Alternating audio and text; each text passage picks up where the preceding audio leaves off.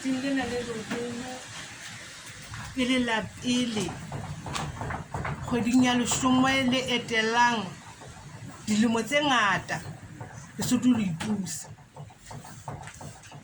Ho fihlile kelellong le leratong la ntate moetapele wa lekgotla le leholo la DC Ntate Mathibedi Mokgothu, smart man, titjhere ya mehleng, lekgowa la ka qhwala, motlatsi wa tonakgolo. Ntate Mokgothu ke re o qala ka ho tlatsa, o la tlatsa double doctor ba ka dithabethwe le mosisidi, monna le mohlankana wa kereke ya Alexa, titjhere ya Mereng High School.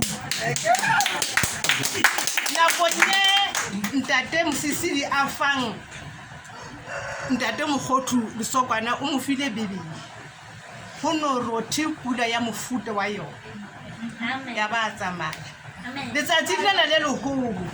Ha re ya re shebile dilemo tse 50 le Lesotho le ipusa, Ntate Mokgothu o atleile ho hata ka ra lebatwa la 53 Phele mo e leng setereke sa Mafeteng. Ke tlo itebohela ha se ba bangata ba tshwanang le Ntate Mokgothu.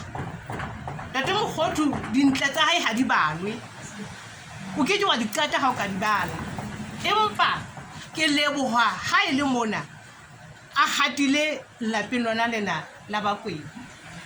Ke re ho wena moetapele wa DC, motlatsi wa tonakgolo ya 2022 ho fihlela 2000.